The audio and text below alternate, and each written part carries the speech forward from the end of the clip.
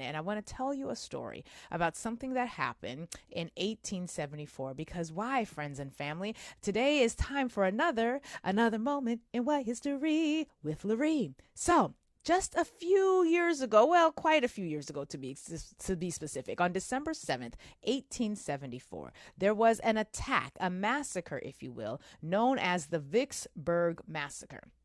The Vicksburg Massacre, in which the news reports say that 150 black people were massacred. Now, the reason I'm talking about this is because of particular nature of what was taking place in this moment in history, and we're going to bring it forward to make it connect with the clip that you just heard. So it's 1874. Now, you all who have been listening to this show for any length of time, you know that the 1870s were a very, very, very trying time, a very exciting time, a very difficult time in so many ways. Why?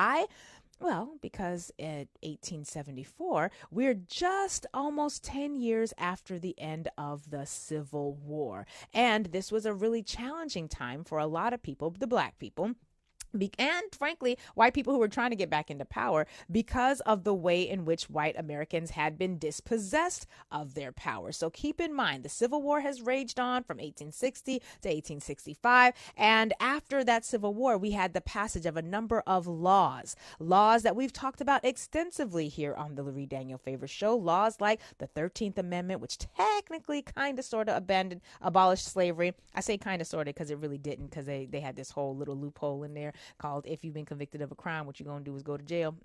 And then once you go to jail because you've been convicted of a crime, then you can be re-enslaved. And then, because white people put that loophole in there, they didn't do it accidentally, they did it intentionally. And then the black codes and all that. We're not going to really get into that anymore, but I just have to mention it for those of you who are hearing this story for the first time. But then there was the 14th Amendment, which guarantees us equal protection under the law, something that a lot of you learned a lot about last week when Cynthia called, because Cynthia wanted to talk about the fact that trans people had been threatening to take her men, and so that's why the Democrats lost the election. In fact, that video, that call is actually up on YouTube. So if you missed that conversation and you want to hear it as if you were there in the real time, it's up on our YouTube page. I think it was posted yesterday. But today, or at least in the 1870s, in addition to the 14th Amendment, which gave us equal protection under the law, the 15th Amendment, which prevented us from being discriminated against when we go to cast a vote, is something that happens regularly to this day. So query how much good that actually did. But in the 1870s, we also had the Civil Rights Act of the 1860s passed. We had the Ku Klux Klan Acts passed, and we had the presence of the Northern troops. The Northern troops were still in the South. Doing what, pray tell? Keeping the black people safe. Safe from whom? The war is over. The war has been over. Well, keeping the black people safe from the raging anger of white Americans, white Southerners who were really still pissed off that they had lost the war, really pissed off that they had lost their labor force of 4 million enslaved African people, and really, really angry that the social order of the day had been tossed on its head. What do I mean by that?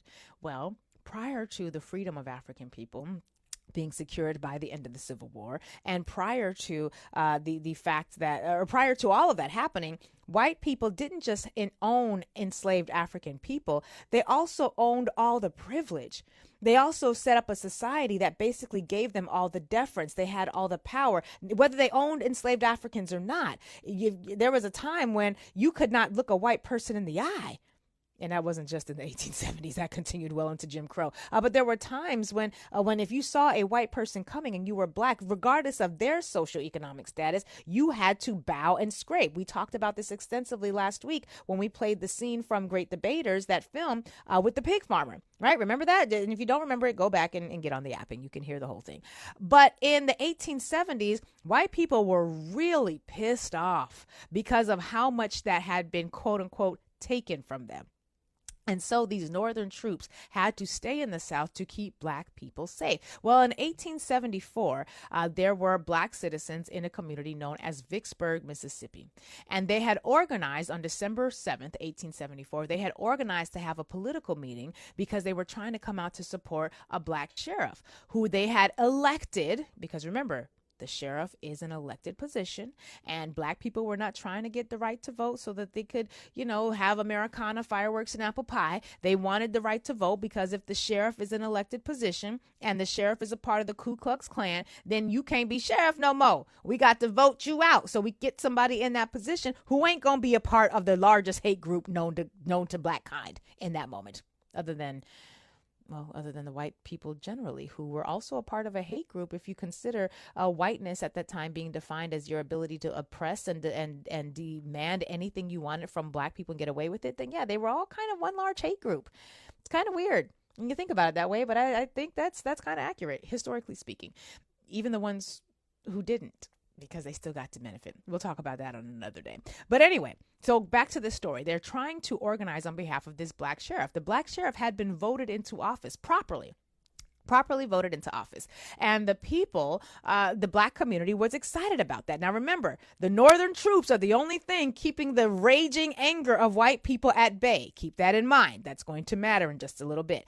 And so during this Reconstruction era, it was a really important thing that you be able to have not just the right to vote, but then you would have the federal troops who would be there to support the outcomes of the elections. So like, let's say black people had voted one way and their votes won the day. Those Northern troops would be present so that white people couldn't just say, well, we don't care that you won the vote. We want what we want, and we're used to getting what we want because we're white and we created this society. So damn your vote. We're going to take it anyway. Those Northern troops were very important. They were very important. Now, in the 1870s, Peter Crosby, that's the name of the sheriff that the people in Vicksburg, Mississippi were organizing on behalf of. In the 1870s, he himself had been formerly enslaved, and then he's elected as the sheriff. However, after he took office as the sheriff, Peter Crosby is his name. Sheriff Peter Crosby was then indicted. So he wins the election. Their black community comes out, they vote, and the white folks are like, nope, hold my beer. And so they came up with these false charges, and Sheriff Crosby is then indicted on false criminal charges. And he is removed from office by a violent white mob.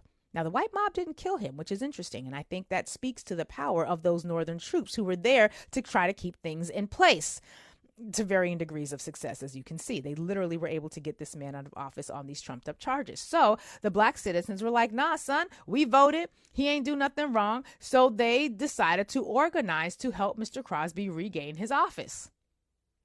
They had a political meeting. And when white people found out that black Americans were having a political meeting, the white mobs came together and killed dozens of them. Dozens of them. It was just racial terrorism, killed dozens of them. And that is what is known as the Vicksburg Massacre. Now, after this attack, where dozens of black people were brutally murdered, the federal troops came into Vicksburg. Now, where they was at before this, I don't know. They must have been off post. They was off duty. I don't know where they was at, but they weren't present enough. They weren't omnipresent. They weren't present enough to keep that particular aspect of this story from happening. It's a brutal attack. Federal troops come to Vicksburg.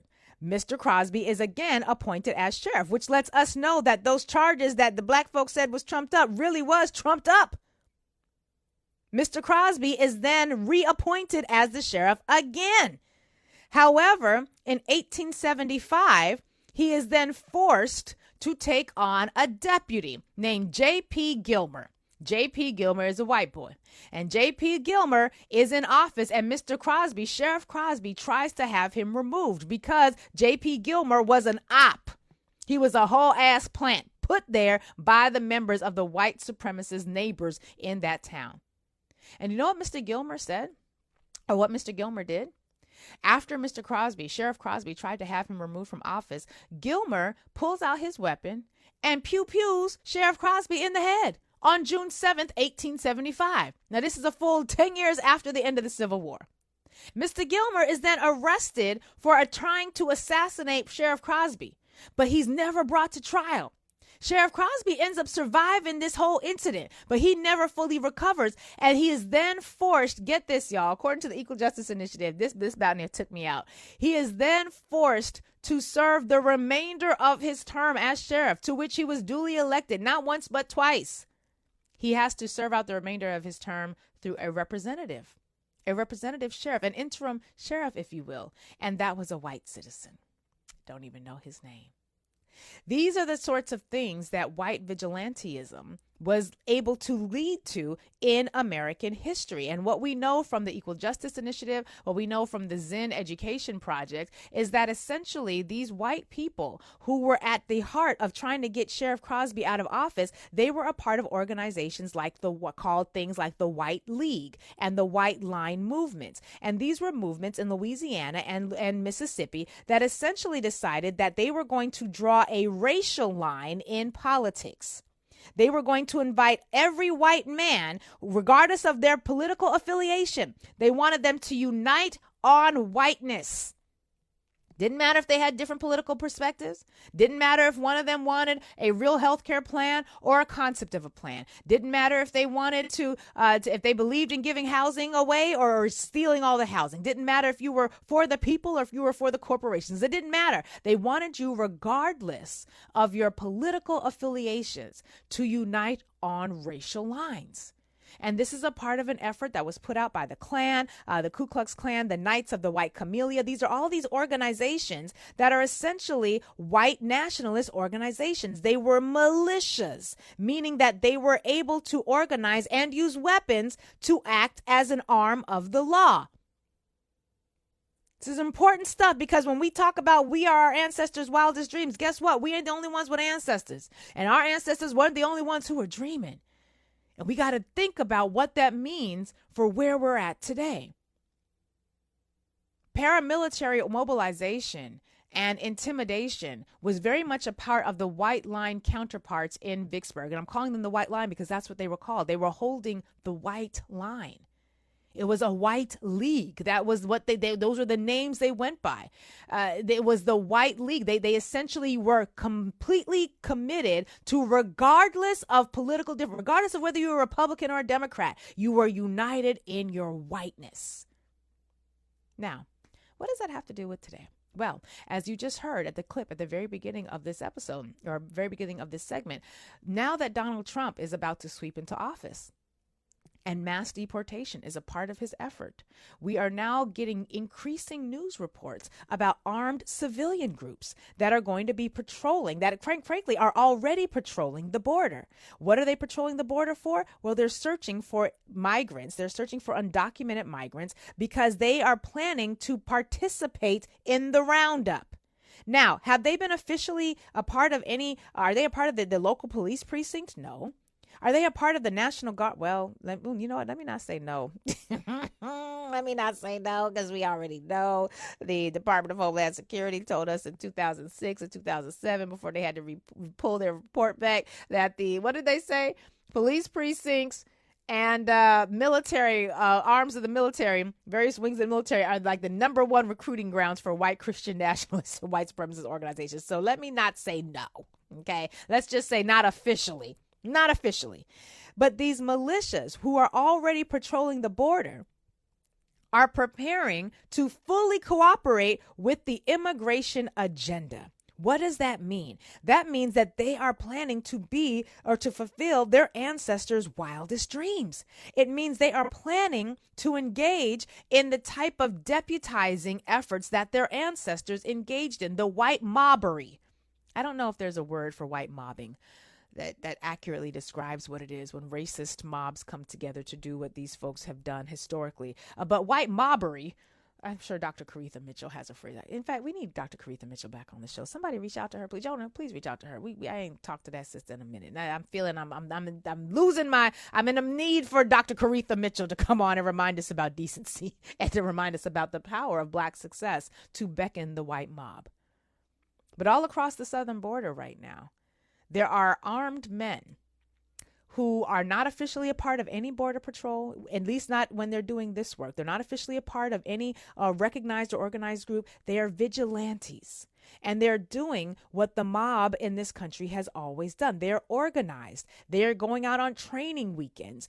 They're going out on retreats. They are preparing. They're over-investing in weapon grades material or military grade weapons that they don't actually know how to use, but they are getting used to using them. Then you'll see pictures of them sometimes looking quite goofy, wearing more Kevlar and more, protective gear that clearly indicates they're not ready for an actual fight. They just cosplaying warriors. But those are the most dangerous ones.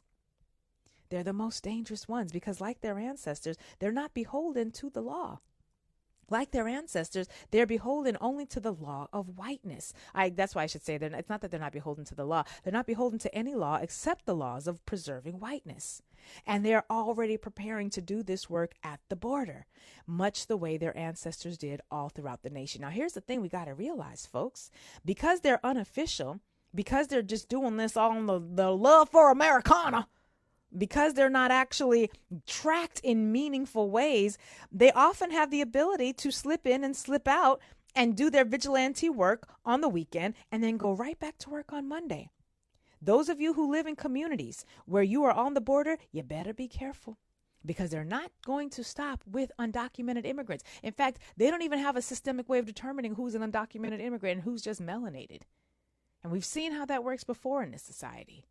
And so I want us to be aware that as we're talking about another moment in white history with Lurie and talking about the fact that these militias are an ancient part of American history, what we also have to be clear about is that they are activating and organizing right now.